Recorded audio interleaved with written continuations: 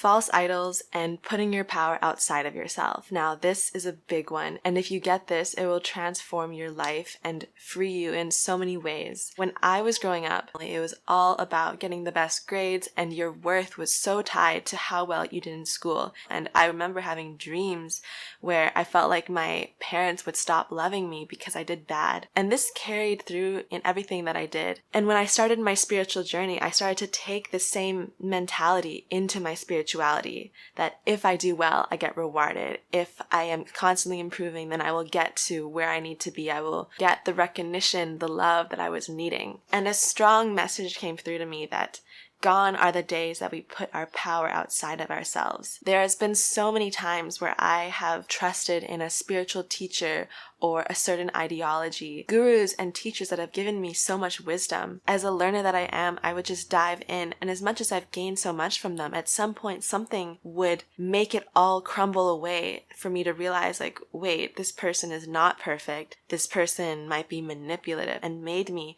distrust myself, where they've said that, hey, I know better than you and I know more than you. It has been a big awakening, as every time that I've put my power into somebody else, something crumbles for me to realize that it's never been them. They have been a guide, but they are still human, and we are all still human. The truth is that you have a direct source to God, to consciousness. Never forget that. And if any spiritual teacher acts like they know better than you, that their path is the only way, that they are the source of all divinity, that you must go through them to find the answers, run. Any spiritual teacher that isn't pointing at source, at the source within you, showing you who you are and leading you back to the wisdom within, any spiritual teacher that does that is pointing you away from divinity. And it doesn't matter how much wisdom, spiritual powers, lifetimes they have. We are all human, and we all just have a piece of the puzzle. And we're all just making our way based on the capabilities of our limited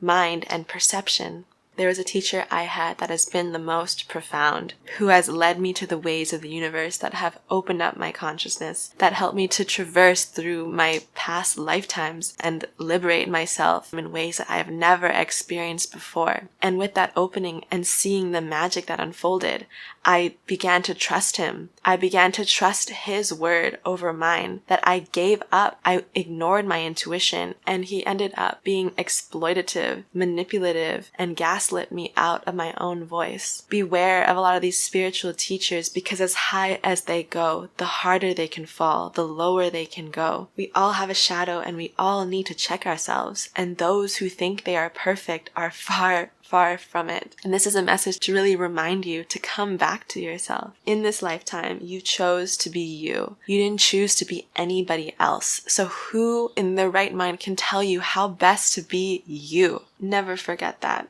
Parents, teachers, books, any resource outside of yourself is just meant to be a guide. You get to pick your ingredients from the array of life and make your own recipe. Because what might taste good to somebody else might not taste good to you. There is no right answer. We all have a choice in the experience that we have. So I realized how much I put the power outside of myself of what's best for me. I had this realization one day where I was just like binging on a bunch of like fried food, desserts, and my stomach felt so in a knot.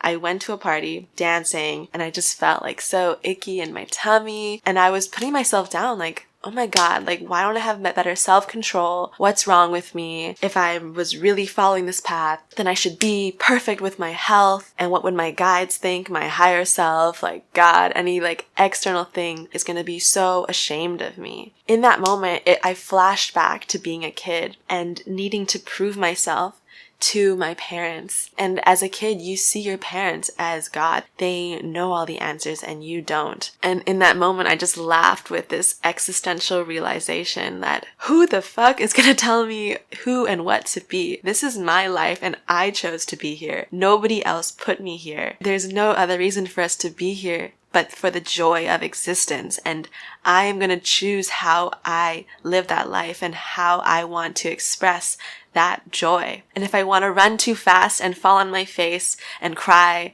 that's okay. I'm doing that for me. And if I want to eat junk food and then realize it hurts my tummy, I'm doing that for me because I enjoyed the experience even in the mess ups and the craziness of it. So do what you want to do. If you want to take care of yourself, do that for you. If you want to go out for a fun night, do that for you. You are the creator of your reality. And then as you go, you start to realize what you like and don't like. And it's all for you, nobody else. Because what you choose is divine. Because this experience is divine. Embrace it with all of your heart and never forget your power. Every time you lean on false idols, anything outside of yourself for the answers, every false idol will fall away until all that is looking back at you is yourself in the mirror.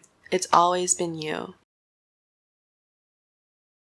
If you resonate with this message and if you want to share your thoughts, let me know and I would love to hear. Much love.